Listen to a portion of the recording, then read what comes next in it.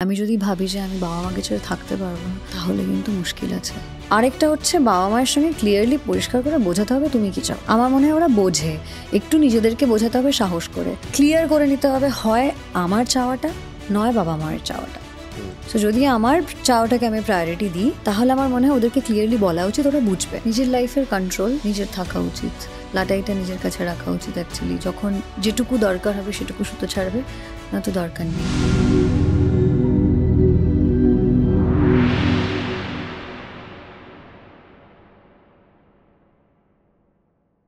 অনেকেই না এই পরিবার থেকে, যেমন আমাদের বাঙালি পরিবারে হয়তো কলকাতায় এলে ভালো হতো, গ্রামে বাড়ি, আসতে দিচ্ছে না বাড়ির লোক।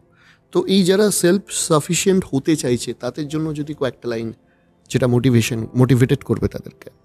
একটা হচ্ছে ডিপেন্ডেন্সিটা কমাতে হবে, এটা কিছু করার নেই। আমি যদি ভাবি যে আমি বাবা মাকে ছেড়ে থাকতে পারবো না, তাহলে কিন্তু মুশকিল আছে।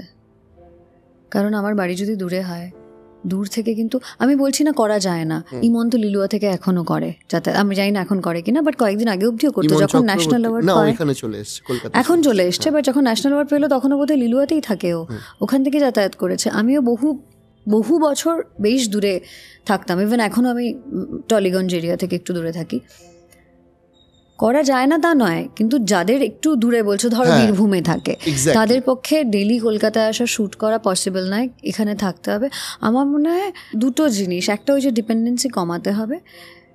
আমি আমার ভাইয়ের ক্ষেত্রে দেখেছি, কলকাতায় ভালো কোনো অফার পাচ্ছে অন্য কোনো রাজ্য থেকে, না মানে বাড়ি ছেড়ে যাব, এটা মাও যেতে দিচ্ছে না। মাও হালকা করে বলছে না ডিরেক্টলি যে যেও না, না মানে ওখানে খাওয়া দাওয়াটা, মানে এই যে কিন্তুটা থাকলে হবে না, প্রথম কথা। আরেকটা হচ্ছে বাবা মায়ের সঙ্গে ক্লিয়ারলি পরিষ্কার করে বোঝাতে হবে তুমি কি চাও। আমার মনে হয় ওরা বোঝে, একটু নিজেদেরকে বোঝাতে হবে সাহস করে।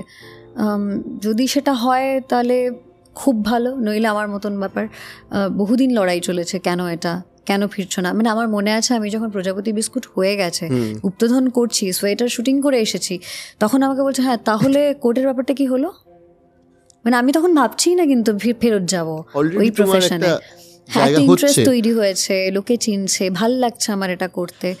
কিন্তু ওই যে ওদের এক্সপেকটেশন একটা আছে, ক্লিয়ার করে নিতে হবে হয় আমার চাওয়াটা নয় বাবা মায়ের চাওয়াটা।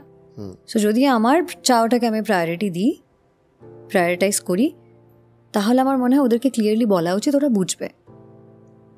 ওদেরও প্যাশনটা দেখতে হবে না তোমার ভেতরে, আদারওয়াইজ তো। এখনো পর্যন্ত তোমার কোনো ড্রিম অ্যাক্টর যার সাথে তোমার কাজ করার খুব ইচ্ছা? অনেকের সঙ্গে, ওটা শেষ হবে না আমার মনে হয়, আমরা দিয়ে দেবো পরে লিস্ট আলাদা করে।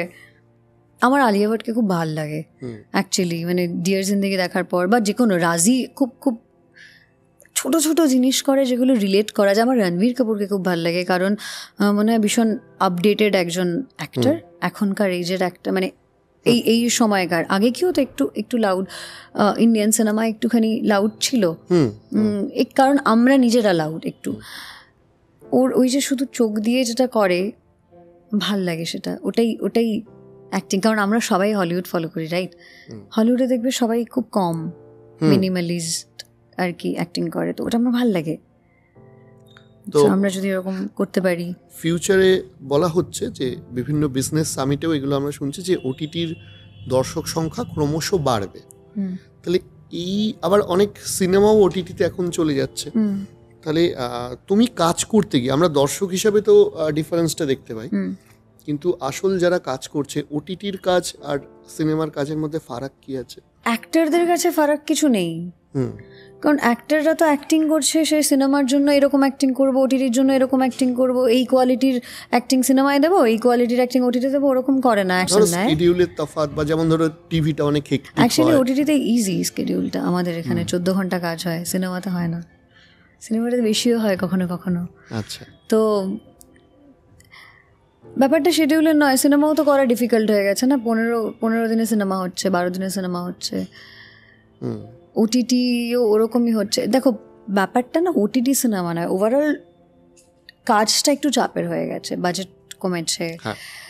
যেহেতু বাজেট কমেছে তাই জন্য দিন কমেছে, তো সব মিলিয়ে সব ক্ষেত্রেই সিনেমা ওটিটি আলাদা করে তুমি ডিফার করতে পারবে না। আমি অ্যাক্টরের কথা বলতে পারবো, তুমি যেটা বললে আমার মনে হয়েছে আমার ক্ষেত্রে কিছুই আলাদা না। আমার মনে হয় না আমি ওটিটি শ্যুট করছি, আমার মনে হয় দুটোই সেম আমার কাছে। এটা যদি ওটিটি না হয়ে সিনেমা হতো, যেটা আমি ধরো শ্যুট করলাম, ওটা যদি সিনেমা, একটা ওটিটি শ্যুট করলাম, ওটা যদি সিনেমাও হতো, আমি আলাদা কিছু করতাম না। আমি আমার পয়েন্ট অফ ভিউ থেকে বলছি, আমার কাছে সেম। বাকি বিজনেস, ইন্ডাস্ট্রি, টাইম, এগুলো ওদের ব্যাপার, আমি এগুলোর মধ্যে ঢুকতেই চাই না।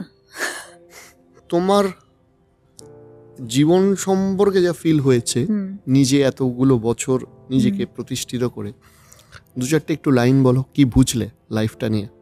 নিজের লাইফের কন্ট্রোল নিজের থাকা উচিত, লাটাইটা নিজের কাছে রাখা উচিত। অ্যাকচুয়ালি যখন যেটুকু দরকার হবে সেটুকু সুতো ছাড়বে, না তো দরকার নেই।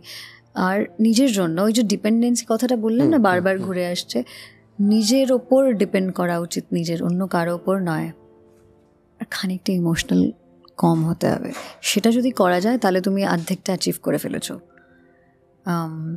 ইমোশনাল হলে অনেক ইললজিক্যাল জিনিস করে ফেলি আমরা, অনেক যে কাজটা করার দরকার নেই, পরে হয়তো রিগ্রেট করি, এ বাবা ইমোশনাল হয়ে এটা করে ফেললাম। সেটা আটকানো যায় আর কি। তো আমার মনে হয় ওই ইমোশনাল কন্ট্রোল নিজের হাতে রাখা উচিত। আচ্ছা, এই যে অভিনেত্রী সফল বলা হয়, একজন সফল অভিনেতা বা অভিনেত্রীর মধ্যে কি কি গুণ থাকতে হয়? সময়ে শুটিংয়ে পৌঁছানো, টাইমে, মানে টাইমটা একদম মেনটেন করা, কারণ ইউনিট ওয়েট করে আছে,